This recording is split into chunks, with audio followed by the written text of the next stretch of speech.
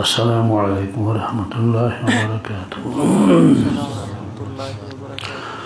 الحمد للہ رب العالمین، والصلاة والسلام على سید الانبیاء والمرسلین وعلى آلہ الطیبین الطاہرین وعلى من تبعهم بإحسان إلى يوم الدين، أما بعد، قال الله تبارك وتعالى في القرآن المجيد: أعوذ بالله من الشيطان الرجيم، بسم الله الرحمن الرحيم. وقال الشيطان لما قضي الأمر إن الله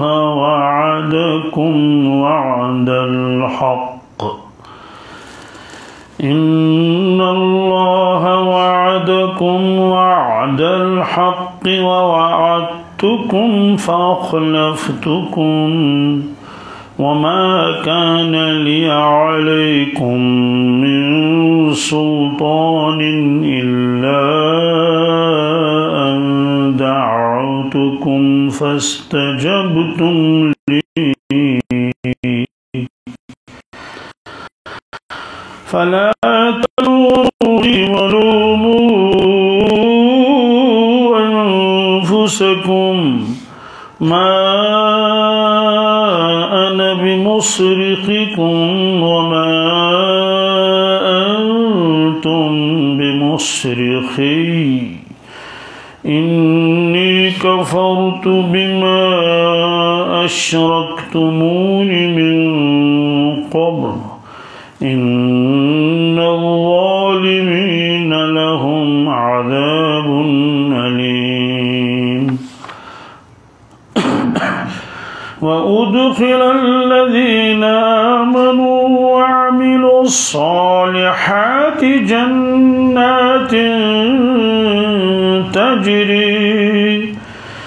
تجري من تحتها الأنهار خالدين فيها بإذن ربهم تحيتهم فيها سلام. ألم تر كيف ضرب الله مثلا كلمة طيبة كشجرة طيبة أصلها ثابت وفرعها في السماء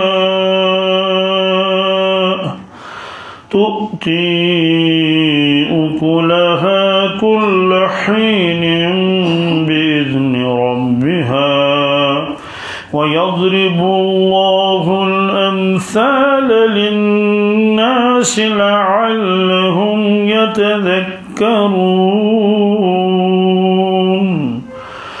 ومثل كلمة خبيثة كشجرة خبيثة اجتثت من فوق الأرض ما لها من قرار. يثبت الله الذين آمنوا بالقول الثابت في الحياة الدنيا وفي الآخرة ويضل الله الظالمين ويفعل الله ما يشاء.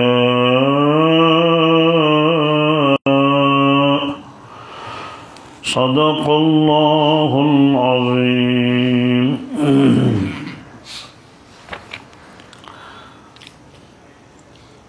یہ سورہ ابراہیم ہے. آج کا سبق آیت نمبر 22 سے ہے اور یہ رکوع مکمل ہو گیا. جب رکوع ختم ہو جاتا ہے تو آیت کے اوپر چھوٹا سا عین لکھ دیا جاتا ہے. یہ علامت ہوتی ہے کہ یہاں رکوع ختم ہو گیا. اور اس کے قرآن پاک کے حاشے میں دائیں طرف کبھی بائیں طرف ایک بڑا عین لکھا رہتا ہے، اس عین کے سر پر بھی کچھ لکھا رہتا ہے، عین کے پیٹ میں بھی اور عین کے نیچے بھی۔ یہاں آپ قرآن پاک میں دیکھیں گے یہاں عین کے سر پر 4 لکھا ہے۔ یہ علامت ہے کہ یہ جو سورہ ابراہیم ہے اس کے 4 رکوع ختم ہو گئے، اور اس کے پیٹ میں 6 لکھا ہے۔ اس کا مطلب ہے کہ اس رکوع میں 6 آیتیں ہیں اور عین کے نیچے 16 لکھا ہے۔ اس کا مطلب ہے کہ یہ پارے کے 16 رکوع ختم ہو گئے۔ تو یہ یاد رکھنے کی چیز ہے کہ عین کے سر کے اوپر سورت کے رکوع کی تعداد لکھی رہتی ہے، عین کے پیٹ کے اندر اس رکوع کی جو رکوع ختم ہو رہا ہے اس کے کتنی آیتیں ہیں وہ لکھا جاتا ہے، اور عین کے نیچے جو ہندسہ لکھا جاتا ہے یہ پارے کی طرف اشارہ ہے کہ اس سپارے میں اتنے رکوع یہاں تک ختم ہو گئے۔ تو یہاں 4، 6 اور 16 لکھا ہے۔ ان آیتوں میں تذکرہ ہے شیطان کا اور ان لوگوں کا جو دنیا میں شیطان کے پیچھے پیچھے چل رہے تھے۔ اس سے پہلے یہ آیا تھا کہ جن لوگوں کا آخرت میں یقین نہیں ہے، آخرت پر، تو وہ بھی تو نیک کام کرتے ہیں۔ نیک کام کا مطلب غریبوں کی مدد کرنا، بھوکوں کو کھلانا، ننگوں کو پہنانا۔ ایسی کبھی اللہ بچائے کوئی بڑا حادثہ پیش آ جاتا ہے، کہیں سیلاب چڑھ جاتا ہے، اس میں لوگوں کی جانیں بھی جاتی ہے اور مکانات گر جاتے ہیں، تو دنیا کے تمام لوگ اپنے اپنے اعتبار سے ان کی مدد کرتے ہیں۔ یہ تو نیک کام ہوا۔ تو ان نیک کاموں کا تو آخرت میں کچھ نہ کچھ ثواب ملنا چاہیے۔ اس کا جواب یہ ہے اللہ تبارک تعالیٰ اسی کام کا ثواب دیں گے جو اللہ کے لیے کیا گیا ہو۔ یہی وجہ ہے کہ اگر کوئی مسلمان ہے، مومن ہے، اس نے یہ سارے نیک کام کیے لیکن اس کے دل میں یہ تھا کہ لوگ میری تعریفیں کریں اور میں مشہور ہو جاؤں، تو ظاہر سی بات ہے ایمان ہونے کے باوجود بھی اس کو ملنے والا کچھ ہے نہیں، اور ملے گا کیا بلکہ الٹی ڈانٹ پڑے گی اور عذاب میں گرفتار ہوگا۔ یہ تو اس شخص کا حال ہے جو اللہ کو مانتا ہے وحدہ لا شریک، آخرت کو بھی مانتا ہے، جنت کو بھی مانتا ہے، جہنم کو بھی مانتا ہے۔ اچھے کام اس نے کیے لیکن نیت اس کی خراب تھی، نیت اس کی خراب تھی، تو واہ واہ کرنے کے لیے، لوگوں میں مشہور ہونے کے لیے اس نے یہ کام کیا۔ تو جب اس کا عمل قبول نہیں، تو جو شخص اللہ تعالیٰ کو مانتا ہی نہیں، آخرت کو مانتا ہی نہیں، نہ جنت کو مانتا نہ جہنم کو مانتا ہے، تو ظاہر سی بات ہے اس نے اگر کچھ نیک کام دنیا میں کیے ہوں گے تو اس کو کیا ملے گا؟ کچھ بھی نہیں۔ وہ روایت آپ کے ذہن میں ہوگی، سب سے پہلے محشر کے میدان میں 3 شخصوں کو بلایا جائے گا۔ ایک مالدار ہوگا، ایک عالم ہوگا، ایک شہید ہوگا۔ مالدار سے اللہ تعالیٰ پوچھیں گے ہم نے آپ کو مال دیا تھا تو اس کو کیا کیا آپ نے؟ میرے لیے کیا کیا؟ دین کے لیے کیا کیا؟ تو وہ کہے گا یا اللہ میں نے مال تیرے راستوں میں خرچ کر لیا، مسجدیں بنائی، مدارس بنائے، یتیموں اور غریبوں کی میں نے مدد کی۔ خلاصہ یہ کہ وہ بہت گنائے گا، اور یہ سارے کام اس نے واقعی کیے ہیں، کیونکہ اللہ تعالیٰ دلوں کے حال سے باخبر ہے۔ تو اللہ تعالیٰ اسے فرمائیں گے کذبت، تم جھوٹ بول رہے ہو، یہ سب تم نے کیا لیکن میرے لیے نہیں کیا۔ اس کے لیے بھی حکم ہوگا جنت اور جہنم میں اس کو ڈال دو رسی باندھ کر۔ تو عالم کو آیا جائے گا، اس سے اللہ تعالیٰ فرمائیں گے میں نے آپ کو علم دیا تھا، آپ نے کیا کیا میرے خاطر؟ وہ کہے گا میں نے کتابیں لکھی، میں نے درس دیے، میں نے تبلیغ کی، یہ ساری چیزیں وہ سنائے گا۔ میں نے گشت کیے، لوگوں کو ہاتھ پکڑ پکڑ کے میں مسجد میں ان کو لاتا تھا۔ تو اس کا بھی جواب یہی آئے گا کہ یہ سب کام جو تم نے کیے یہ میرے لیے نہیں کیے، یہ آپ نے لوگوں کو دکھانے کے لیے کیے کہ تاکہ لوگوں میں مشہور ہو جاؤں، لوگ میری تعریفیں کریں اور میری خوب جان پہچان ہو جائے، چرچا ہو جائے، فقط قیل، یہ تو کہا گیا، تو اس شخص کے بارے میں بھی ہوگا کہ رسی باندھ کے اس کو آگ میں ڈال دو، معاملہ ختم۔ اس کے بعد شہید کو لایا جائے گا، اللہ تعالیٰ فرمائیں گے میں نے آپ کو جوانی دی تھی، طاقت دیا تھا، آپ نے میرے لیے کیا کیا دنیا میں؟ وہ کہے گا یا اللہ میں نے آپ کے خاطر جان دے دی، مال دینا تو آسان ہے، جان دینا آسان نہیں ہے، میں نے تمہارے لیے اپنی جان ہی قربان کر دی۔ اس سے کہا جائے گا کذبت، تو جھوٹ بول رہا ہے، جان تو تم نے دے دی لیکن میرے لیے نہیں، میرے لیے بلکہ آپ نے جان اس لیے دے دی کہ آپ مشہور ہو جائیں، لوگ آپ کے بہادری کی تعریفیں کریں وغیرہ، فقط قیل، وہ تو کہا گیا، اس کو بھی کچھ نہیں ملے گا۔ اب سوال ہے کہ جو شخص ایمان والا نہیں ہے، مرنے کے بعد دوبارہ زندہ ہونا اس پر اس کا عقیدہ نہیں ہے، رسالت کو نہیں مانتا ہے، تو اگر اس نے یہ نیک کام دنیا میں کیے تو اس کو کیا کچھ ملے گا؟ کہے گا اس کا بدلہ دنیا میں ہی ملے گا۔ کیسے؟ کہ آفات و بلیات سے بچ جائے گا، اس کے مال میں برکت کر دی جائے گی، اس طرح چیزیں اس کو دنیا میں مل جائے گی، گویا معاملہ صاف ہو گیا۔ اور اللہ تعالیٰ نے یہی فرمایا تھا اس سے پہلے ان آیتوں میں کہ جو شخص ایمان والا نہیں ہے، اس نے اعمال بہت کیے، اس کی مثال تو راکھ کے ڈھیر کی طرح ہے۔ ایک آدمی نے راکھ بہت جمع کی، اتنا ڈھیر جمع ہو گیا، دیکھنے میں تو ایک ٹیلا سا نظر لگ رہا ہے، ارے اتنی راکھ، گویا اس کے پاس بہت راکھ ہے، لیکن ہوا اٹھی بہت تیز اور آندھی آئی، اور اس آندھی نے اس ریت کے ٹیلے کو اڑا کے اپنے ساتھ لے گیا، تو وہاں تو کچھ بھی نہیں رہا۔ فرمایا یہی مثال یہ ہے کہ وہاں ان کو اس پر ملنے والا کچھ ہے نہیں۔ جب ایمان والے کو نہیں ملا تو اس کو کیا ملے گا؟ ملے گا تو اسی کو جس نے کام کیا، وہ کس کے لیے؟ اللہ کی رضامندی خوشنودی کے لیے، اور ان کاموں کی قبولیت کے لیے سب سے پہلی شرط ایمان ہے، دوسری شرط اخلاص ہے۔ تو اگر دونوں نہیں تو قبولیت نہیں، اگر ایمان ہے اخلاص نہیں تب بھی عمل قبول نہیں ہوگا۔ بہرحال اس کے بعد فیصلہ ہوگا میدان محشر میں، اور جنت والے جنت میں جائیں گے، دوزخ والے دوزخ میں جائیں گے۔ دنیا میں کوئی آدمی کسی کو گمراہ کر لیتا ہے تو اس کے پیچھے پیچھے بہت سارے لوگ چلتے ہیں، وہ حق اس کو سمجھتے ہیں، تو جب دوزخ میں جائیں گے تو جو مقتدا تھا وہ بھی دوزخ میں جائیں گے، جو مقتدی تھے پیچھے چلنے والے وہ بھی دوزخ میں جائیں گے۔ اور گمراہی کا سب سے زیادہ کام کرتا ہے دنیا میں شیطان، یہ لوگوں کو گمراہ کر لیتا ہے۔ بہرحال جب یہ دوزخ میں جائیں گے تو جو پیچھے پیچھے چلنے والے لوگ تھے ان کو قرآن نے فرمایا ضعفاء، کیا؟ یعنی کمزور قسم کے لوگ، تو یہ پیچھے پیچھے چلتے تھے، ان کو یہ ان اپنے بڑوں سے کہیں گے کہ ہم تو دنیا میں تمہارے پیچھے پیچھے چل رہے تھے، آج ہم عذاب میں گرفتار ہو گئے یہاں، اور آپ ہی نے ہم کو اس مصیبت میں مبتلا کیا، تو کیا آپ کچھ سفارش کر کے ہمارے عذاب میں کچھ کمی کر سکتے ہیں؟ نہیں کر سکتے ہیں۔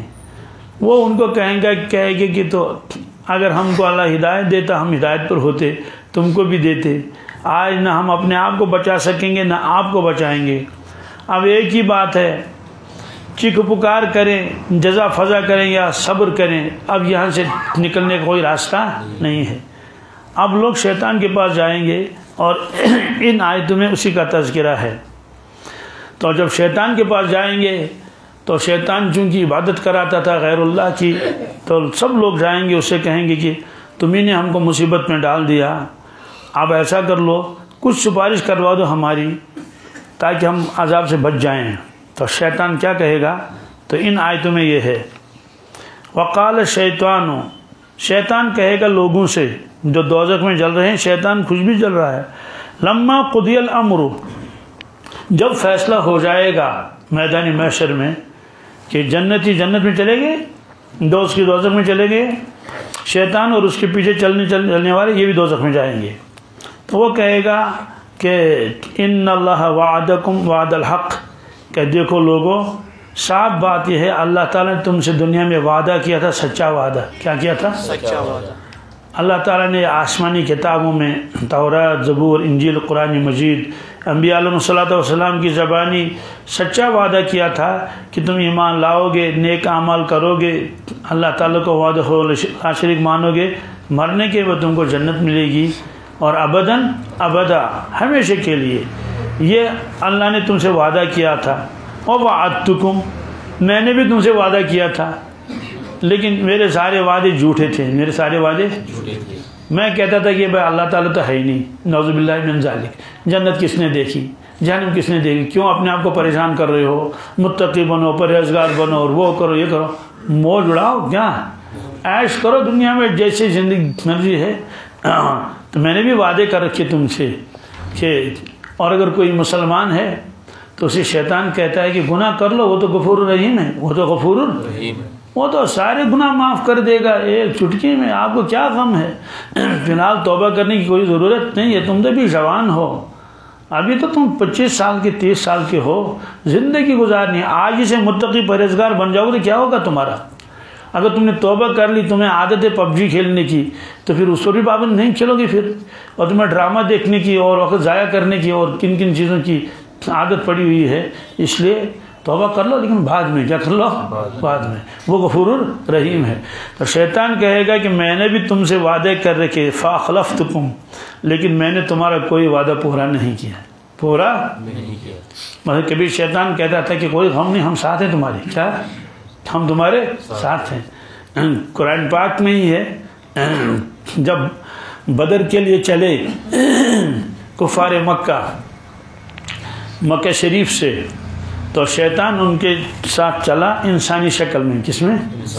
اور ان کے وعدے کرتا رہا کہ میں تمہارے ساتھ ہوں، کیا لا غالب لکم اليوم وانی جار لکم، تمہارا کوئی مقابلہ نہیں کر سکتا ہے، میں اپنی پارٹی لے کر تمہارے ساتھ ہوں۔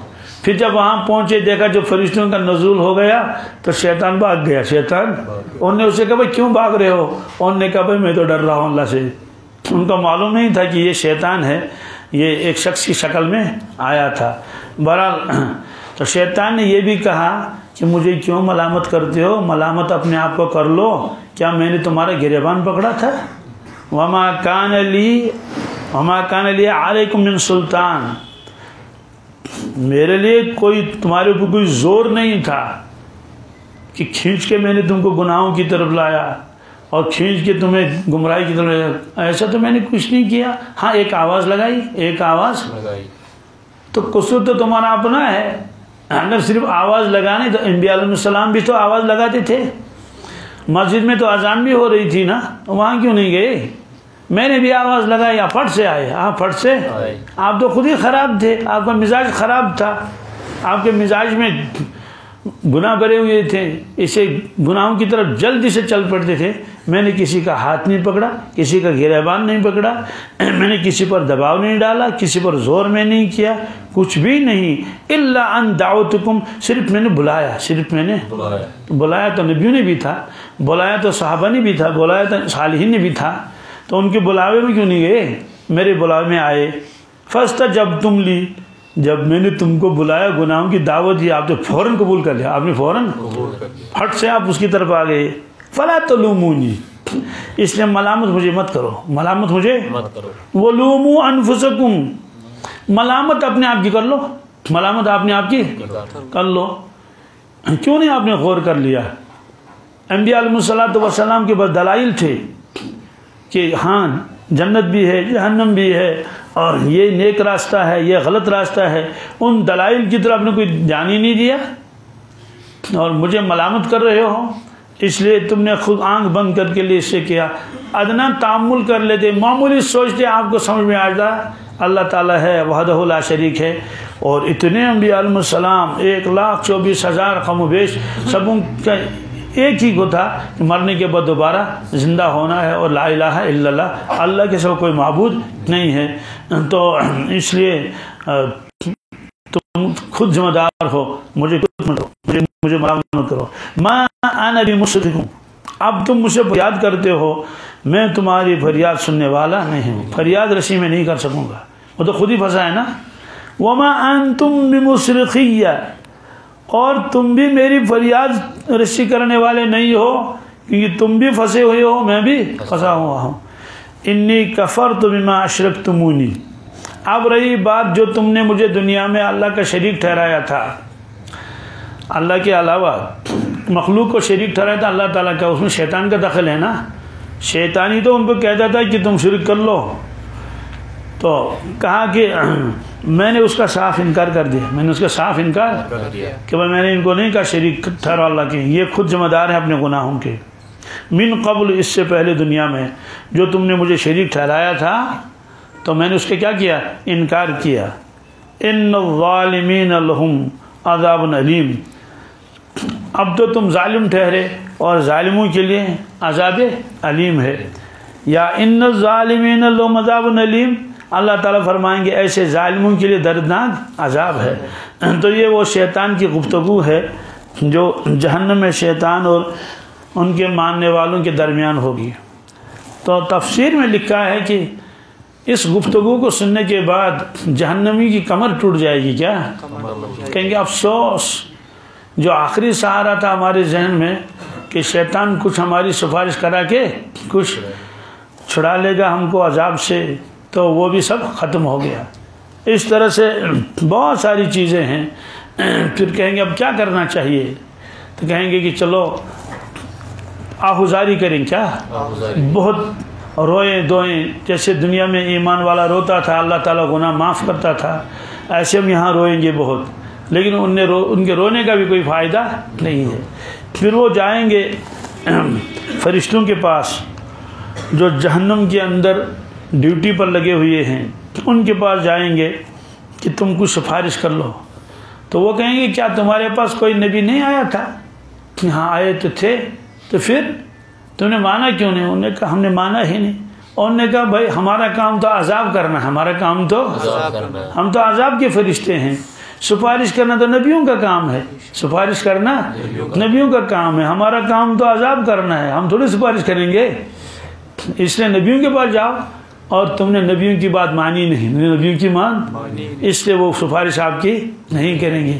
من ذا الذی یشفع عندہ الا باذنہ، تو وہاں سے بھی ناکام ہو جائیں گے۔ پھر پکاریں گے جہنم کے داروغہ کو، جو وہاں سپریڈنٹ ہے، اس کا نام حضرت مالک ہے، حضرت مالک علیہ السلام۔ حدیث پاک میں ہے اللہ کے نبی صلی اللہ علیہ وسلم جب معراج پر تشریف لے گئے تو جتنے فرشتوں نے ان سے ملاقات کی تو خندہ پیشانی کے ساتھ، یعنی ہنستے ہوئے چہرے سے وہ حضور سے ملے، سوائے ایک فرشتے کے، اس کے چہرے کے پر کوئی مسکراہٹ نہیں تھی۔ ملاقات تو اس نے بھی کی، لیکن وہ تبسم کا جو اظہار ہے وہ نہیں کیا۔ حدیث پاک میں بھی ہے جب تم سے کوئی شخص ملے تو ہنستے ہوئے اس کے ساتھ ملاقات کرنی چاہیے، تاکہ اس کا دل بھی خوش ہو جائے گا، اور یہ کہ ہاں مجھ سے مل کر یہ خوش ہو گیا۔ ورنہ اگر آپ نے بالکل کوئی کسی کا اظہار ہی نہیں کیا، جیسے بہت دنوں کے بعد آپس میں دوست ملتے ہیں نا تو خوشی کا اظہار کر لیتے ہیں، مسافہ تو ہوتا ہی ہے، بعض لوگ تو گلے بھی ملتے ہیں تو تبسم کے ساتھ، تو اس طرح سے فرشتے ملتے تھے۔ لیکن ایک فرشتہ ایسا تھا اس کے چہرے پر کوئی تبسم نہیں تھا، کوئی خوشی نہیں تھی۔ تو آپ صلی اللہ علیہ وسلم نے جبریل امین علیہ السلام سے پوچھا جبریل کیا بات ہے، یہ فرشتہ کون ہے؟ تو انہوں نے عرض کیا یا رسول اللہ صلی اللہ علیہ وسلم یہ مالک ہے، یہ مالک ہے۔ کہتے اس کی یہ کیفیت کیوں ہے؟ کہ جب سے اس کی ڈیوٹی جہنم میں لگی ہے تو تب سے اس نے مسکرانا چھوڑ دیا، کیا اب اس کے چہرے پر کوئی وہ نہیں آتی ہے۔ تو جو شخص جس ڈپارٹمنٹ میں رہتا ہے نا، ڈیوٹی پر لگا رہا ہے، تو اس کے اثرات اس کے اوپر آتے ہیں۔ ایک شخص ہسپتال میں کام کر رہا ہے، اس کے ذہنوں میں ہر وقت وہ بیمار رہتے ہیں، کوئی ادھر واہ واہ کرتا ہے، کوئی ادھر چلا رہا ہے، کوئی ادھر ہے۔ تو چونکہ جہنم میں عذاب ہو رہا ہے لوگوں کو اور جہنمیوں کو، اور یہ اس کا ذمہ دار ہے، اس لیے اس کے بعد اس نے کبھی مسکرایا نہیں، ہنسا ہی نہیں۔ تو مالک کے پاس جائیں گے، قرآن پاک میں ہے وَنَادَوْا يَا مَالِكُ لِيَقْضِ عَلَيْنَا رَبُّكَ، تو اسے کہیں گے یا مالک یا مالک یا مالک لِيَقْضِ عَلَيْنَا رَبُّكَ، یا مالک آپ کا پروردگار ہم کو موت دے، آپ کا پروردگار ہم کو کچھ سفارش کر لو۔ تو حدیث میں ہے کہ 1000 برس کے بعد وہ جواب دے گا، کتنے 1000 برس گزر جائے گا، تو وہ کہیں گے قال انکم ماکثون، کہ شور مت کرو، تمہیں یہیں رہنا ہے، تمہیں اسی لیے فرمایا رسول اللہ صلی اللہ علیہ وسلم نے لو تعلمون ما اعلم لضحکتم قلیلا ولبکیتم کثیرا، لوگوں اگر تمہیں وہ حالات معلوم ہو جائیں جو میں جانتا ہوں تو تم لوگ رو گے زیادہ اور ہنسو گے کم، یعنی ہنسی ختم ہو جائے گی اور بہت زیادہ رو گے، اور کہا کہ بستروں پر بھی نہیں جاؤ گے بلکہ بھاگو گے جنگلوں کی طرف، بیوی ایک طرف کو بھاگے گی اور شوہر دوسری طرف کو بھاگے گی۔ بھاگیں گی کیوں؟ کہ ان کو معلوم ہے کہ بس دنیا کی زندگی ختم ہونے والی ہے، اس کے بعد یہ ہے، ہم معلوم نہیں ادھر جاؤں گا یا، تو ایسی ہیبت دلوں کے اوپر طاری ہو جائے گی۔ لیکن آپ نے فرمایا آپ جانتے نہیں۔ اسی طرح سے آپ نے ایک مرتبہ فرمایا صحابہ کرام سے، اے صحابہ میں نے ارادہ کیا تھا کہ قبروں کے اندر جو عذاب ہو رہا ہے جس کا میں مشاہدہ کر رہا ہوں اپنے چشمان مبارک سے، تو میں نے ارادہ کیا تھا میں دعا مانگوں اللہ تبارک تعالیٰ آپ کو بھی وہ منظر دکھائے، چاہے ایک ہی مرتبہ صحیح لیکن دکھائے آپ کو۔ پھر میں نے ارادہ ترک کیا، کہ کیوں؟ کہا کہ میں نے سوچا اگر تم نے اپنی آنکھوں سے دیکھ لیا اس منظر کو کہ قبروں میں کیا ہو رہا ہے، تو آپ اپنے مردوں کو دفن کرنے کے لیے تیار ہی نہیں ہوگے۔ آپ کہیں گے ہم اپنے مردوں کو قبرستان میں دفن نہیں کریں گے، کسی کا باپ کا انتقال ہوا، کسی کی ماں کا انتقال ہوا، آپ کہیں گے نہیں ہم اس کو برداشت نہیں کر سکتے کیونکہ قبر میں بہت عذاب ہے اور سختی ہے۔ تو اس طرح سے یہ حالات ہیں، سب یہ حق ہے، یہ قرآن پاک ہے۔ وَبَدَالٌ مِّنَ اللَّهِ مَا لَمْ يَكُونُوا يَحْتَسِبُونَ، اللہ تعالیٰ فرماتے ہیں لوگوں کے سامنے ایسے ایسے حالات آئیں گے مرنے کے بعد جن کا ان کو وہم گمان بھی نہیں تھا، بالکل نہیں۔ کل نفس بما کسبت رہینۃ الا اصحاب الیمین، ہر شخص اپنے گناہوں کی وجہ سے اس کی گناہ اس کے گھیرے میں لے لیں گے، اس کو عجیب عجیب حالات ہوں گے مرنے کے بعد۔ بہرحال تو 1000 برس کے بعد وہ کہے گا انکم ماکثون۔ پھر روایت میں ہے وہ کہیں گے چلو صبر کریں گے، کیا کریں گے؟ کیونکہ دنیا میں مومن صبر کرتا تھا، تکلیف مصیبت پر اللہ تعالیٰ اس کو اجر دیتا تھا اور مصیبت دور کر لیتا تھا، شاید ہمارے ساتھ بھی وہ معاملہ ہو جائے۔ تو صبر کرنے کا مطلب ہے کہ چیخ پکار نہیں کریں گے، برداشت کریں گے، کیا کریں گے؟ چیخ نہیں کریں گے۔ 500 سال گزر جائیں گے، کتنے؟ تب بھی کچھ نہیں ہوگا، تب بھی بس جیسے ہیں ویسے۔ پھر کہیں گے چلو آؤ بکا کریں گے، تب بھی کچھ نہیں ہوگا۔ پھر کہیں گے چلو اللہ کو پکاریں گے، جس کو، کیونکہ اللہ تو مہربان ہے، رحمان ہے، رحیم ہے، تو اللہ سے پکاریں گے یا رب یا رب یا رب یا رب۔ وہاں سے کوئی جواب ہی نہیں آ رہا ہے، وہاں سے کوئی جواب ہی نہیں۔ جب بہت وقت ہوگا یا رب کرتے کرتے، یا رب ہمیں بخش دے، ہم کو یہاں سے نکالے، یہ قرآن پاک میں ہے، تو واپس جواب آ گئی اخشعوا ولا تکلمون۔ یہ بالکل ناامیدی کا کلمہ ہوگا ان کے لیے، یہ قرآن پاک میں ہے۔ اخشعوا ولا تکلمون کے اخشعوا اس وقت کہتے ہیں جب کسی چیز کو نفرت کی وجہ سے دھکا دیا جاتا ہے، کیا؟ جیسے ہم کسی کو کتے کو دھکا دیں، در، کیا؟ تو اس طرح سے در یہ ہو جائے، ہاں ہٹو، ولا تکلمون، مجھ سے کلام مت کرو، مجھ سے کلام، مجھے مت پکارو۔ حدیث میں ہے کہ دنیا میں ایک بندہ اللہ سے ایک مرتبہ کہتا ہے یا رب، کیا؟ اللہ تعالیٰ 70 مرتبہ جواب دیتے ہیں لبیک یا عبدی، کیا میرے بندے آپ نے مجھے کیوں پکارا، میں بالکل سن رہا ہوں آپ کی، چونکہ اللہ کا وہ واپس یا رب یا لبیک یا عبدی ہم سنتے نہیں ہے۔ تو بہرحال یہ ہے، تو یہ دنیا ہی ہے کہ جس میں آدمی آنسو بہائے تو ثواب ملے گا اور گناہ معاف ہو جائیں گے، مرنے کے بعد کچھ بھی کرے کچھ نہیں ہو سکتا۔ اسی طرح سے توبہ کا دروازہ بند ہو جائے گا، کتنا ہی کوئی روئے دنیا میں تب بھی کچھ نہیں ہوگا۔ یہ حدیث میں ہے، قرآن پاک میں بھی ہے اس کی آیت کہ جب مغرب کی جانب سے سورج طلوع ہوگا تو یہ اعلان ہوگا کہ توبہ کا دروازہ ہم نے ہمیشہ کے لیے بند کر دیا۔ تو اگر کوئی غیر ایمان والا بے ایمان ایمان قبول کرے تب بھی قبول نہیں، اگر کوئی مسلمان اپنے گناہوں کی توبہ کرے تب بھی اس کی توبہ قبول نہیں، کیوں؟ توبہ کا دروازہ بند ہو چکا ہے۔ یہ تو بالکل ایسا ہی، آپ کسی مرحم دل آفیسر کے پاس جا رہے ہیں، وہ سارے سب لوگوں کے کام کر لیتا ہے، آپ گئے لیکن اس وقت گیٹ بند ہو چکا تھا اور افسر چلا گیا تھا، افسر چلا گیا تو وہاں گیٹ کیپر نے کہا کہ بھائی وہ تو چلے گئے، یہاں تو تالا پڑا ہوا ہے، تو ظاہر سی بات ہے وہ کیا کرے گا، کچھ بھی نہیں کرے گا۔ تو دروازہ بند ہو چکا ہے، اب یہ دروازہ کھلے گا نہیں۔ تو دنیا میں یہ ہے کہ اللہ بندے کو پکارتا ہے، اللہ تعالیٰ اس کے گناہوں کو معاف کرتا ہے۔ ایک مرتبہ اللہ پکارے تو 70 مرتبہ جواب آئے گا لبیک یا عبدی، لیکن مرنے کے بعد یہ چیز نہیں ہے۔ اسی لیے حدیث میں ہے کہ توبہ کرنے میں جلدی کرنی چاہیے، کہ یہ معلوم نہیں کہ انسان زندہ رہے گا یا نہیں رہے گا، کبھی مر سکتا ہے۔ اسی طرح سے کوئی بھروسہ نہیں ہے کہ توبہ کا دروازہ کب بند ہو جائے گا۔ بہرحال اس میں اللہ تعالیٰ نے فرمایا کہ شیطان جو ہے وہ بالکل صاف جواب دے گا، کرے گا ان کو کہ تم مجھے ملامت مت کرو، قصور تمہارا اپنا ہے اور چڑھا رہے ہو میرے کندھوں پر۔ اس سے معلوم ہوا کہ اگر یہاں آدمی بچنا چاہے گناہوں سے یہ کوئی مشکل نہیں ہے۔ شیطان کسی کا ہاتھ پکڑ کر شراب کھانے میں نہیں لے جاتا ہے، ہاں آواز ضرور لگاتا ہے، آواز تو مؤذن بھی لگاتا ہے، حی علی الصلاۃ، آ جاؤ مسجد کے لیے۔ تو یہ چونکہ تذکرہ تھا دوزخیوں کا، اور اللہ تعالیٰ کی عادت شریفہ یہ ہے وہ فوراً دوسری چیز بھی بیان فرماتے ہیں۔ اس لیے اب اس آیت میں فوراً اللہ تعالیٰ نے تذکرہ کیا ایمان والوں کا، کن کا؟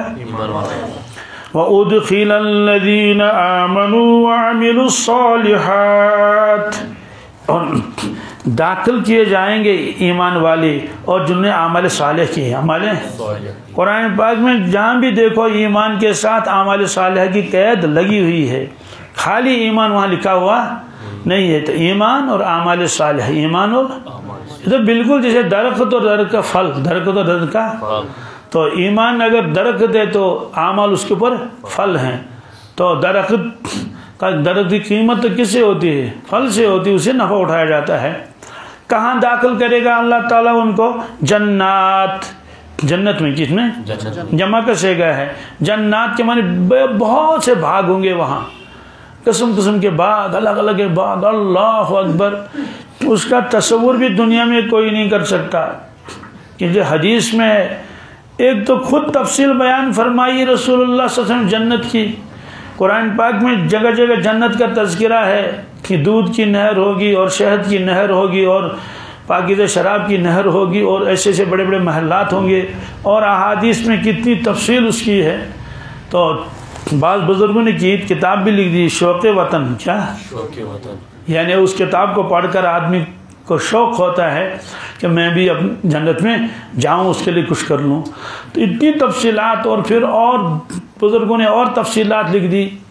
تو کسی نے ایک کتاب ہی لکھ دی اس کے اوپر، کس کے اوپر؟ جنت کے اوپر، مرنے کے بعد کیا ہوگا۔ تو ایک حصے میں دوزخ اور برزخ، یہ دوسرے میں جنت۔ اس کے باوجود اللہ کے نبی صلی اللہ علیہ وسلم فرما رہے ہیں جنت ایسی ہے، ایسی جگہ ما لا عین رأت، کسی کی آنکھوں نے اس کو دیکھا ہی نہیں، کسی کی آنکھوں نے اس کو، کس کو؟ جنت کو۔ ولا اذن سمعت، کسی کے کانوں نے اس کے بارے میں سنا ہی نہیں، حالانکہ سنا تو بہت ہے۔ اس کا اس سننے کے باوجود بھی آدمی کوئی اندازہ نہیں لگا سکتا۔ ولا خطر علی قلب البشر، کسی انسان کے دل پر اس کا خیال بھی نہیں گزرا کہ پروردگار وہاں اپنی قدرت دکھائیں گے کامل طریقے سے۔ اب اندازہ لگائیے کیا مکانات ہوں گے۔ حدیث میں ہے جنت کے ایک مکان کے 12,000 دروازے ہوں گے، کس کے؟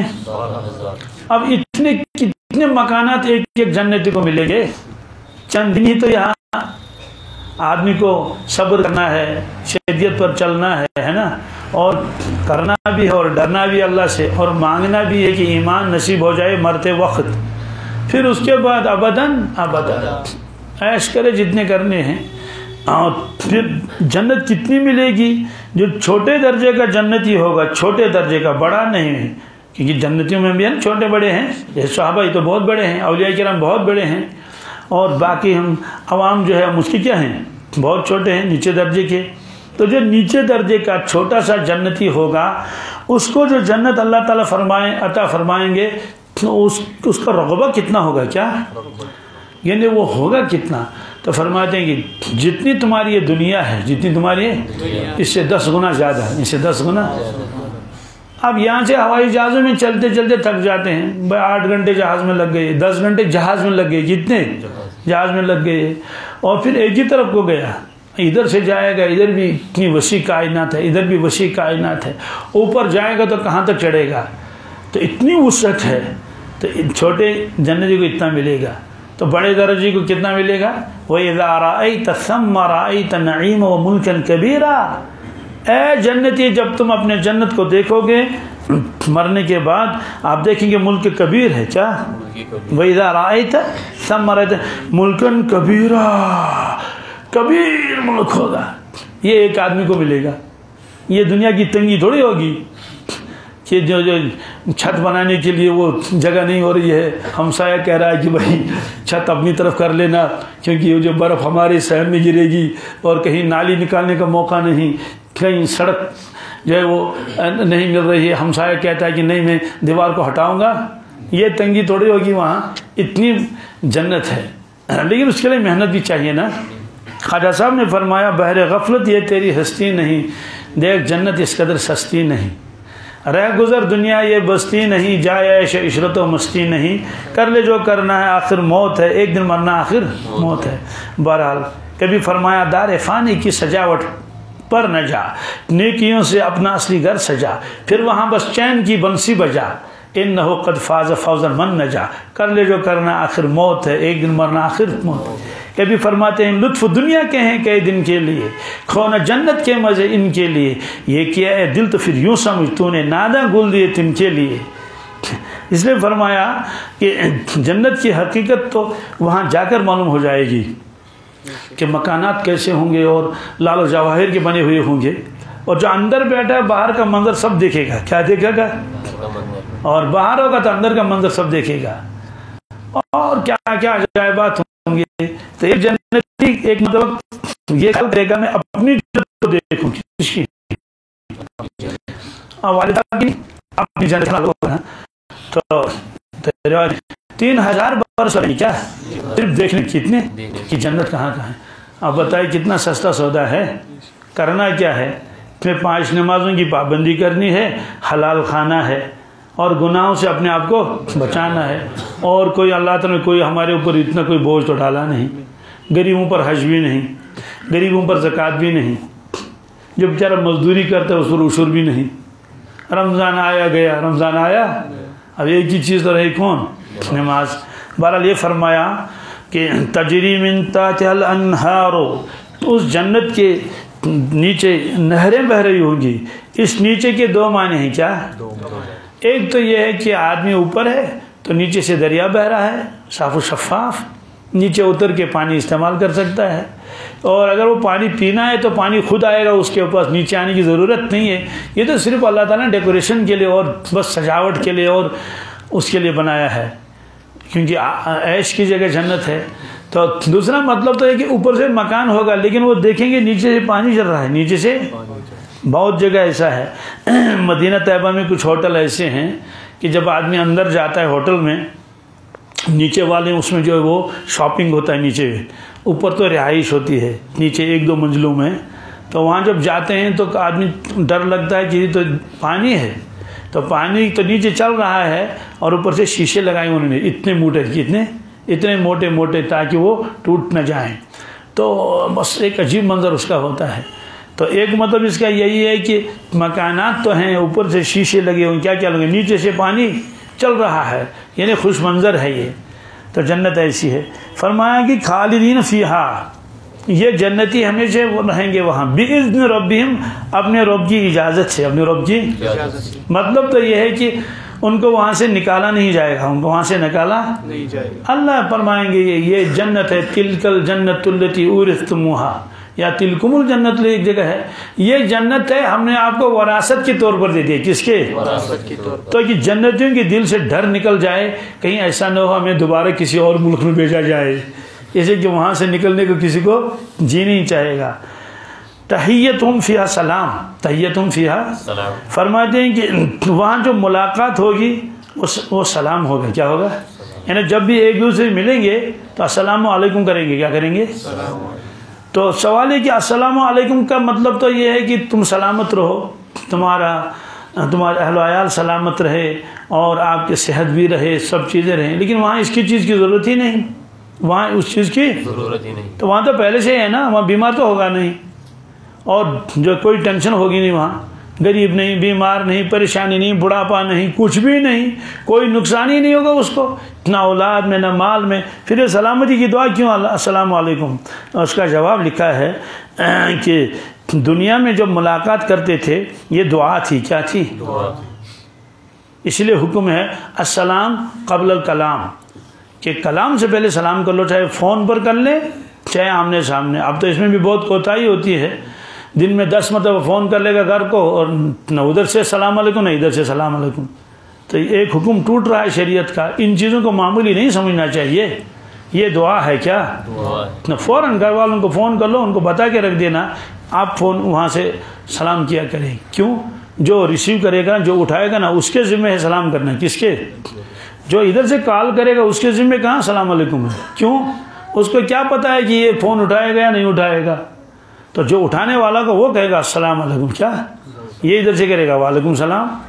کیا ہے بہرحال, یا یہی کرے تو, لیکن اصل تو اسی کو سلام کرنا ہے. تو سلام ضرور کرنی چاہیے, اس کے بعد کلام کرے.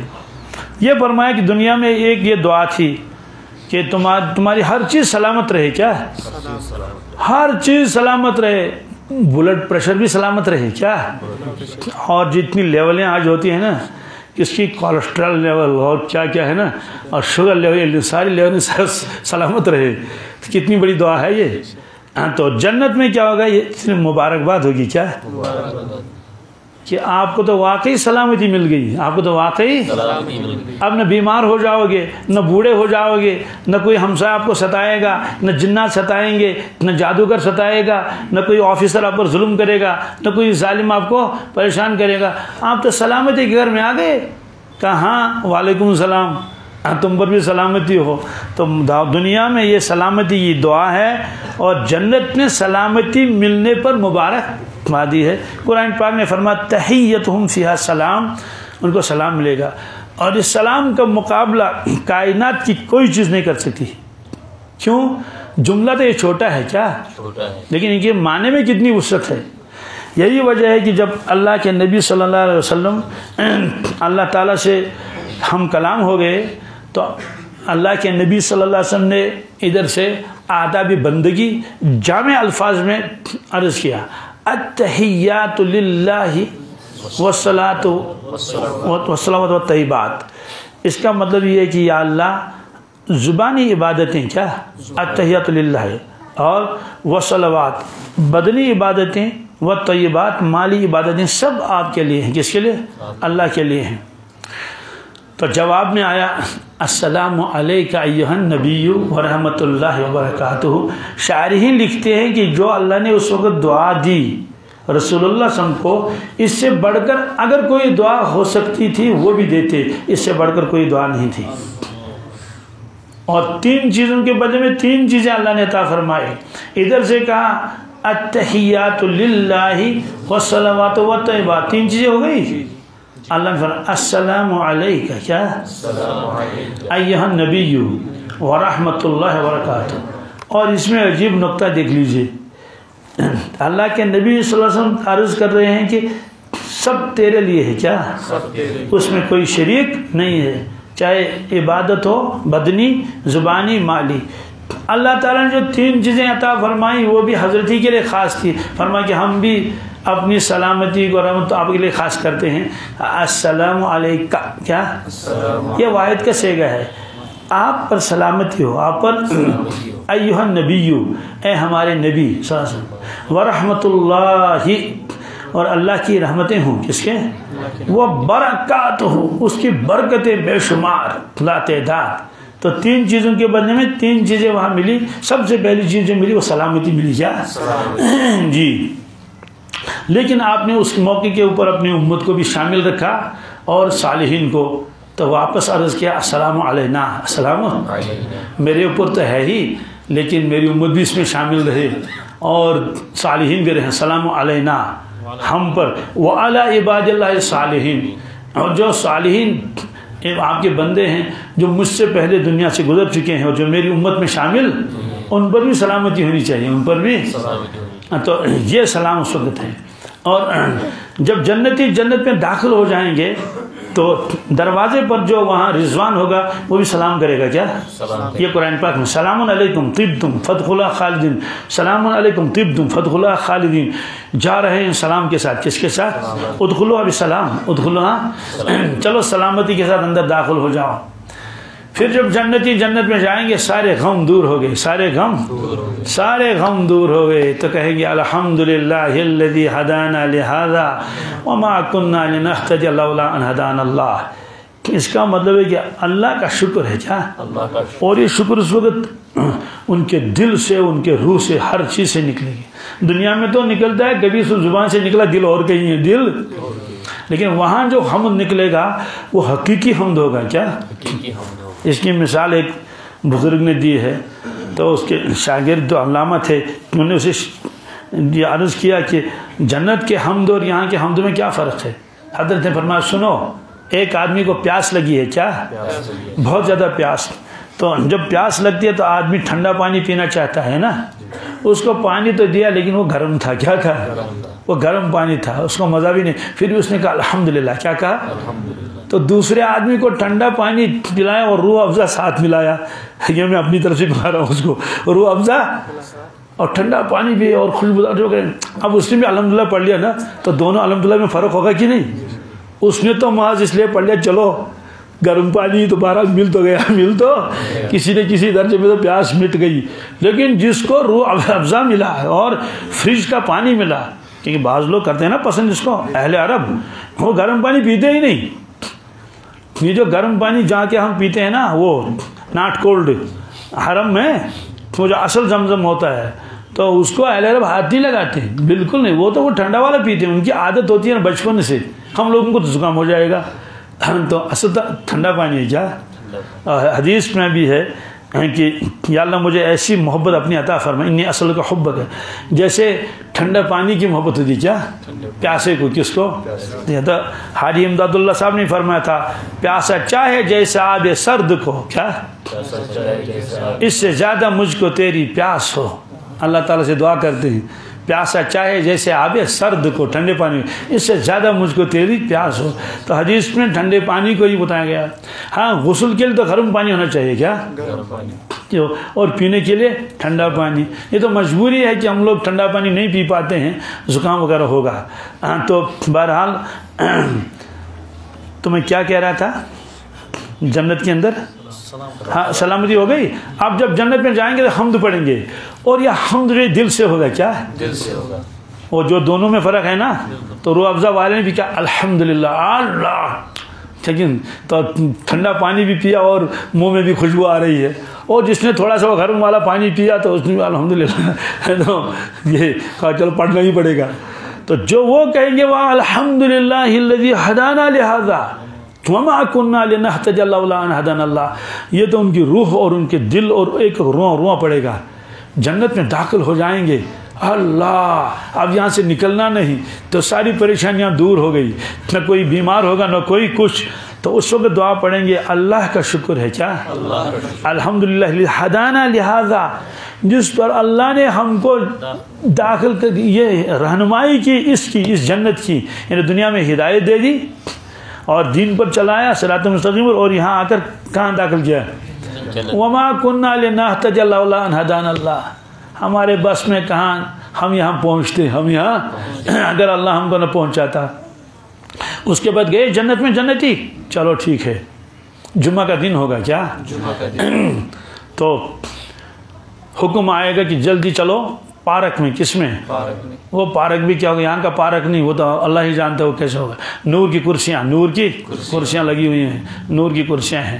اس پر جنتیوں کو بٹھایا جائے گا، جنتیوں کو بٹھایا جائے گا. ابر آئے گا، اس میں سے ٹپکے گا وہ خوشبو لکوڈ شکل میں، ایسے ایسے ایسے. تو پورا جنت تو ویسے معطر ہے، تو معطر کے اوپر اور زیادہ عجیب منظر ہوگا. اللہ. پھر اس کے بعد آواز آئے گی. کیا آئے گی؟ آواز آئے گی. آواز آئے گی السلام علیکم یا اہل الجنہ. کیا؟ السلام علیکم. اے جنتیو تم پر سلامتی ہو. کیا؟ پر سلامتی ہو. تو سوال سلام کون کرے گا؟ سلام. کون کرے گا؟ جواب یہ سلام اللہ تعالیٰ کریں گے. یہ کہاں لکھا؟ سورہ یاسین میں، سلام قولا من رب الرحیم. تو اور کیا کیفیت ہوگی اس وقت ان بندوں کے اوپر. تو خلاصہ یہ ہے کہ وہاں بھی اللہ تعالیٰ کیا کریں گے؟ سلام کریں گے. لہذا فرمایا کہ وہاں ہے نا قرآن دوسری جگہ ہے اللہ قیلن سلامن سلام، بس جگہ. اور وہاں کوئی بکواس اور کوئی بری بات بالکل نہیں سننے میں آئی. کیوں؟ شریف آدمی کوئی غلط بات سمجھنا بھی گوارہ نہیں کرتا. جیسے آپ چل رہے ہیں راستے میں، دو شخص لڑ رہے ہیں نا، وہ آپس میں گالم گلوچ کر رہے تھے، تو شریف آدمی سننا بھی نہیں چاہتا، کیا زبان سے نکالنے کی بات ہی نہیں. تو جنت میں بھی اگر نعوذ باللہ لڑائیاں ہوں گی اور جھگڑے ہوں گے اور گالی گلوچ ہوگا تو شریف آدمی کو تکلیف ہوگی، اور جنت میں تکلیف ہوگی نہیں، وہ تکلیف کی جگہ ہے ہی نہیں. اس لیے فرمایا وہاں تو سنیں گے سلام. کیا سنیں گے؟ اللہ قیلن سلامن سلاما، کوئی بیہودہ بات نہیں سنیں گے. لا یسمعون فیہا لغوا ولا کذابا. یہ فرمایا تحیتہم فیہا سلام. جنتی جب جنت میں جائیں گے تو ان کی جو ملاقاتیں آپس میں ہوں گی وہ کیا ہوں گی؟ سلام ہوگی. اس کے بعد اللہ تبارک تعالیٰ اسلام کے کلمے طیب کو اور کفر کے کلمے بات، اس کو مثال سے سمجھاتے ہیں. مثال سے اللہ تبارک تعالیٰ کی عادت شریفہ ہے کہ وہ مشکل مضامین کو مثالوں سے سمجھاتے ہیں. مشکل مضامین کو یہ قرآن پاک میں جگہ جگہ ہے، اور یہی صفت اللہ کے نبی صلی اللہ علیہ وسلم کی بھی تھی. وہ مشکل مضامین کو یا جو معنوی چیزیں اس کو ظاہری مثالوں سے سمجھاتے تھے.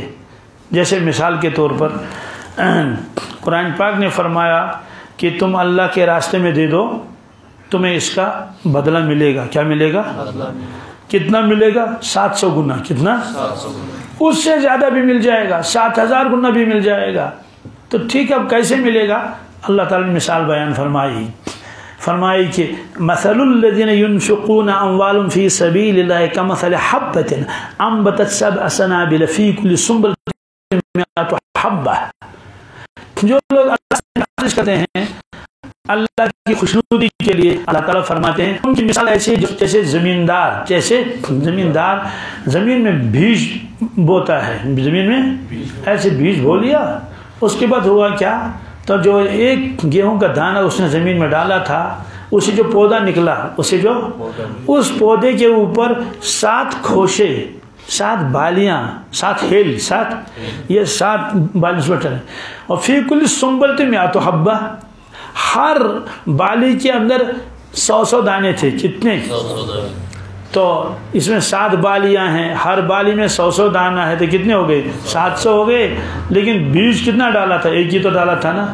اللہ تعالیٰ فرماتے یہ میری زمین ہے، یہ میری زمین ہے. ایک دانہ آپ نے زمین میں ڈال دیا، اور بشرطے کی زمین بھی صحیح ہو، بیج بھی صحیح ہو، تبھی تو پھل ملے گا.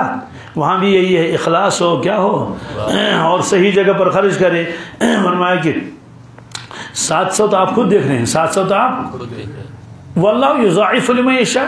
اس کا مطلب اتنا ہی نہیں 700، اس سے زیادہ بھی اللہ تعالیٰ دے سکتا ہے. ایک آدمی کو بات سمجھا دی، ہاں یہاں دنیا میں ہم خیرات کریں گے، اس کا بدلہ ملے گا 700 گنا، اس سے زیادہ. تو حدیث میں ہے ایک شخص میدان محشر میں آئے گا تو وہ دیکھے گا کہ ایک پہاڑ ہے، ایک نیکیوں کا. کس کا؟ تو اس سے فرشتے کہیں گے یہ آپ کی نیکی ہے. یہ وہ کہے گا کہ میری نہیں ہو سکتی. میری؟ کہتے کیوں؟ کہتے یہ آپ کا صدقہ ہے. اس نے کہا میں نے اتنا صدقہ دنیا میں کیا ہی نہیں، میں غریب آدمی تھا، میں اتنا صدقہ یہ اور کسی کا ہوگا نہیں، یہ آپ ہی کا ہے. کہ اتنا کہاں سے آ گیا؟ میں نے کہا دیکھو آپ نے ایک مرتبہ ایک کھجور خیرات کی تھی. کتنی؟ آپ کے پاس گنجائش نہیں تھی، آپ نے کہا چلو یہی کھجور دے دیں گے. تو یہ کھجور اللہ نے قبول فرمایا، آپ کے جو دنیا میں دیا تھا کسی سائل کو. اب اس کھجور کی اللہ نے پرورش کی. کیا کی؟ پرورش کا مطلب یہ اس کو بڑھایا، یہ پہاڑ بن گیا، یہ اسے آپ ہی کا ہے. تو حدیث پاک میں اس کو سمجھایا اللہ کے نبی صلی اللہ علیہ وسلم نے کہ جس طرح سے تم لوگ اپنے بچوں کو پالتے ہو کہ جب وہ چھوٹا تھا تو اتنا سا تھا، اب 5-6 سال کے بچے کہ اتنا ہو گیا، اب 15 سال ہو گئے تو اتنا ہو گیا، اب 20 سال کا ہو گئے تو باپ سے بھی اونچا ہو گیا، باپ سے بھی. اور معاجرت کا سسل معاجرت جی ماں کو تو بس بدل میں لے گا، اتنا بڑا ہو گیا. ایسے اللہ تعالیٰ تمہارے صدقات کو بڑھاتا ہے. کیا بڑھاتا ہے بڑھاتا ہے بڑھاتا ہے، یہاں تک کہ ایک ایک کھجور جبل احد کے برابر ہو جائے۔ کس کے اوپر؟ جبل احد کے برابر۔ تو یہ اللہ نے مثال سے سمجھایا، نبی صلی اللہ علیہ وسلم نے مثال سے سمجھایا، پتہ چل گیا کہ اچھا اتنا ملنے والا ہے۔ ایسے ہی نمازوں سے دل کی صفائی ہوتی ہے۔ کیا؟ دل کی صفائی ہوتی ہے، یہ طے ہے، نمازوں سے دل کی صفائی ہوتی ہے اور بالکل گناہ بھی معاف ہو جاتے ہیں۔ اب کیسے دل کی صفائی ہوتی ہے، گناہ کیسے معاف ہوتی ہیں، اس کو ایک مثال کے ذریعے سے سمجھایا اللہ کے نبی صلی اللہ علیہ وسلم۔ تو صحابہ کرام سے فرمایا، اے صحابہ، تم میں سے اگر کسی شخص کے آنگن میں ایک نہر بہہ رہی ہو، کیا پانی صاف ہو اور گہرا بھی ہو، یعنی معمولی پانی نہیں، نالی نہیں، بلکہ ایک نہر ہو، تو اس کی عادت ہے وہ روزانہ 5 مرتبہ غسل کرتا ہے۔ کتنی؟ 5 مرتبہ غسل روزانہ۔ تو کیا اس کے بدن پر کچھ میل کچیل رہ سکتا ہے؟ صحابہ کرام نے عرض کیا بالکل نہیں بھائی، اگر روزانہ ایک ہی کی مرتبہ غسل کرے تب بھی تو نہیں رہے گا۔ تو فرمایا کہ اس کے بدن پر کچھ نہیں میل رہے گا، کچھ نہیں ہونا۔ یہی مثال 5 نمازوں کی ہے، یہی مثال 5 نمازوں کی یہی مثال ہے کہ جس طرح سے آدمی غسل کرنے کے بعد میل کچل دور ہو جاتا ہے، اسی طرح سے نماز پڑھنے کے بعد آدمی گویا کہ روحانی غسل کر لیتا ہے، روحانی غسل کر لیتا ہے، گناہ اس کے معاف ہو جاتے ہیں۔ تو ظاہر سی بات یہ مثال تو ہم کو بھی سمجھ میں آئے گی نا آئے گی کہ نہر سامنے سے بہہ رہی ہے، تو نماز کے اندر اثر اللہ تعالیٰ نے رکھا ہے۔ اور نماز تو فرض ہے ہی، لیکن قرآن پاک نے فرمایا ان الصلاۃ تنہی عن الفحشاء والمنکر، بے شک نماز آدمی کو روکتی ہے بے حیائی سے اور منکرات سے۔ بے حیائی سے معلوم ہے کہ امت جب تک نماز پر کھڑی نہ ہو جائے، امت کے اندر بے حیائی اور منکرات ختم نہیں ہو سکتے۔ کیوں؟ جو چیز اندر ہے طاقت بنانے والی وہ تو استعمال ہی نہیں کرتے، وہ نماز، وہ ہے نماز۔ تو ایک آدمی کہے گا جناب میں تو نمازوں کا پابند ہوں لیکن پھر بھی مجھ سے گناہ ہوتے ہیں، اس سے کہا جائے گا تمہاری نماز میں طاقت نہیں ہے۔ کیا؟ نماز تو ہے، یعنی خشوع خضوع نہیں ہے، تو اس کو چاہیے کہ وہ نماز کو کیا پڑھے؟ خشوع خضوع کے ساتھ پڑھ لے۔ اور شاہ ولی اللہ صاحب محدث دہلوی رحمۃ اللہ نے فرمایا کہ اس کائنات میں اللہ کی صرف 4 یادگاریں ہیں بڑی۔ کتنی؟ اس کو میں صرف گناؤں گا، تشریح نہیں کروں گا۔ اس کائنات میں اللہ تبارک تعالیٰ کی جو یادگار ہیں وہ 4 ہیں۔ کتنی؟ بڑی، چھوٹی تو ہوتے ہیں، چھوٹی تو مثلا ان صفا والمروہ من شعائر اللہ، اللہ تعالیٰ فرماتے ہیں صفا اور مروہ، صفا اور اللہ کی یادگار ہے، اللہ کی یادگار ہے، اس لیے وہاں دعائیں بھی قبول ہو جاتی ہیں۔ تو شاہ ولی اللہ فرماتے ہیں تو چھوٹی یادگاریں ہیں، بڑی یادگاریں 4 ہیں۔ کتنی؟ نمبر 1 کعبۃ اللہ، کیا؟ کعبۃ اللہ، یہ اللہ کی یادگار ہے، یہ اللہ کی واقعی جب وہاں آدمی جاتا ہے تو سب سمجھ میں آتا ہے یہ اللہ کا گھر ہے۔ اسے کیا امیر، کیا غریب، اور کیا افسر اور کیا بادشاہ، سب کیا کر رہے ہیں؟ گھوم رہے ہیں، اور دن اور رات بارش ہو یا جو ہے وہ گرمی ہو، 24 گھنٹے 10,000 نکلتے ہیں، 15,000 آ رہے ہیں۔ سیڑھیاں ایسے ہیں، ادھر سے لوگ نہیں نکل رہے ہیں، کیا جا رہے ہیں، ادھر دوسری والی سیڑھی سے اتر رہے ہیں، چاہے رات کے 12 ہوں، 1 ہوں، 2 ہوں، 3 ہوں۔ عجیب ہے۔ اور اب تو سائنسدان بھی کہتے ہیں، چند دن پہلے واٹس ایپ پر بھی آیا تھا، وہ ایک صاحب مجھے دکھا رہے تھے کہ سائنسدانوں نے تحقیق کی ہے جب تک طواف ہوتا رہے گا تب تک زمین چلتی رہے گی، جب تک زمین، جب طواف بند ہو جائے گا تو زمین بھی اپنا گھومنا بند کرے گی۔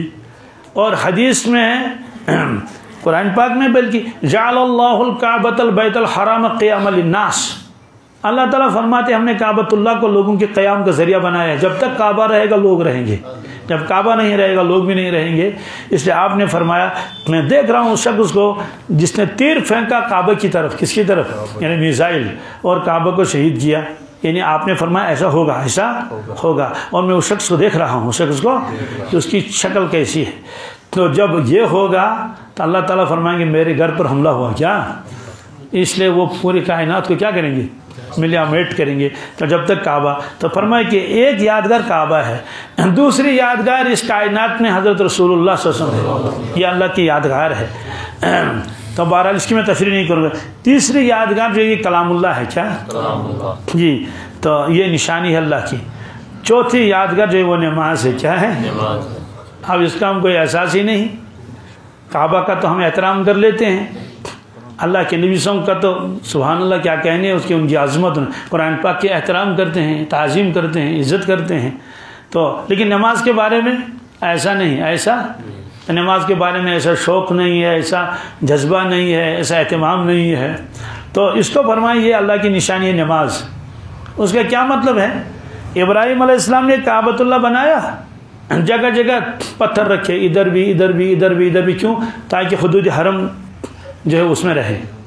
تو حرم کے حدود متعین کر لے ابراہیم علیہ السلام نے اللہ کے حکم سے، ایک طرف سے 20 کلومیٹر، 17 کلومیٹر، 12 کلومیٹر ایسے یہ، تو وہاں نشانات لگے پتھر. پھر اللہ کے نبی صلی اللہ علیہ وسلم تشریف لائے تو آپ نے ان پتھروں کو مضبوط کیا جو ادھر تک کر گئے تھے، پھر جمع کر لیا تاکہ آنے والا جب یہاں پہنچے گا تو اس کو معلوم ہو کہ حرم شروع ہو گئے، کہ احکامات کر گیا. حدود حرم سے پہلے شکار کر سکتا ہے، درخت کاٹ سکتا ہے، لیکن جب حرم کے حدود شروع ہو گئے اب شکار نہیں کر سکتا، اب درخت نہیں کاٹ سکتا. یہ ساری چیزیں ہیں، ثواب بھی بڑھ جائے گا، ثواب بھی ادھر کچھ اور ثواب تھا، حدود کے اندر کچھ اور ثواب. اسی طرح شکار نہیں کر سکتا.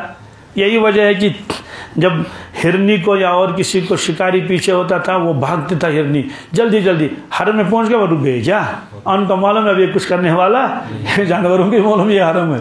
کتابوں میں لکھا ایک درخت ہے کنارے پر، کس پر؟ کچھ شاخیں حدود حرم میں ہیں، کچھ شاخیں حدود حرم سے باہر کو ہیں. جیسے ہوتا ہے نا کنارے پر ادھر، یہ حصہ حرم سے خارج ہے حسان، اس پر بھی کبوتر بیٹھے، اس پر بھی کبوتر بیٹھے ہیں. ان والے کبوتروں کو مارنا حرام ہے، ان کو مارنا جائز ہے. کیا کرنا؟ اور لیکن اس وقت وہ بھی نہیں کر سکتے، فائر نہیں کر سکتے. کیوں؟ ان کو بھگانا بھی جائز نہیں. ان کو تم نے بھگایا کیوں؟ یہ تو اللہ کے حرم میں ہے. تو بہرحال یہ نشان، تو اس دنیا میں پھر ان نشاناتوں کو اور مسلمان بادشاہوں نے مضبوط کیا، پھر ترکیہ والوں نے مضبوط کیا اور سعودیہ والوں نے مضبوط کیا. جگہ جگہ لکھا ہے کہ بدایت حد الحرم نہایت حد الحرم، یعنی حرم اینڈس کیا یا حرم سٹارٹس، یہاں سے سٹارٹ ہوتا ہے. تو یہ جو نماز ہے نا، یہ علامت کائنات میں اللہ کی یادگار. اس کا مطلب تو ہے اگر کسی جگہ 500 آدمی ہیں، 200 آدمی، ان سے کہیں کہ بھائی زبان کھولے بغیر اپنے مذہب کی نشاندہی کر لو. کیا تم کس کی پوجا کرتے ہو؟ کسی نے آگ کی پوجا کی، کسی نے سورج کی پوجا کی، کسی نے اور کسی چیز کی پوجا کی. تو پوجا کر زبان سے نہیں. کیا پھر آخر میں مومن آیا، اس سے کہا کہ تم بھی اپنے مذہب کی کوئی علامت جو ہے عبادت پیش کر لو. کس طرح کیا کرتے ہو؟ اس نے کہا اللہ اکبر. کیا؟ اور فوراً معلوم ہوا کہ یہ تو مسلمان ہے. پھر قرآن شریف پڑھ لیا، رکوع کیا، سجدہ کیا، اس لیے یہ علامت بن گئی. تو جو آدمی اس نشانی کو مٹاتا ہے اس کو فرمائے یہ کافر ہے. کیا؟ اگرچہ اس میں تعویل کر لیتے ہیں لیکن اصل تو یہی، من ترک الصلاۃ متعمدا فقط کفر. تو چرسی کو فقط کفر نہیں کہا، اور جواری کو اور شرابی کو فقط کفر، ہاں وہ تو لعنت کے کام ہے، لیکن اس کو فرمایا فقط کفر. اس کا مطلب تو یہ ہے کہ جو علامت اللہ نے بنائی تھی یہ کہتا ہے میں علامت بننے کے لیے تیار نہیں ہے، بھاگتا ہے. یہ اسی لیے فرمایا کہ یہ باؤنڈری ہے اسلام اور کفر کے درمیان میں نماز ہے. کیا؟ جب تک نماز ہے تب تک گویا کفر الگ ہے، اسلام الگ. جب اس نے نماز چھوڑ دی گویا اب یہ ایک ہی ہو گیا، کیونکہ اب تو باؤنڈری تو رہی نہیں. تو بہرحال یہ 4 چیزیں بتا دی گئی کہ چوتھی چیز ہے نماز. اللہم لک الحمد کلو ولک الشکر کلو، اللہم لک الحمد کما ینبغی لجلال وجهک وعظیم سلطانک. اللہم صلی علی سیدنا محمد وعلی آل سیدنا محمد واصحاب سیدنا محمد وبارک وسلم علیہ، وصلی علی جمیع الانبیاء والمرسلین وعلی ملائکتک المقربین وعلی عبادک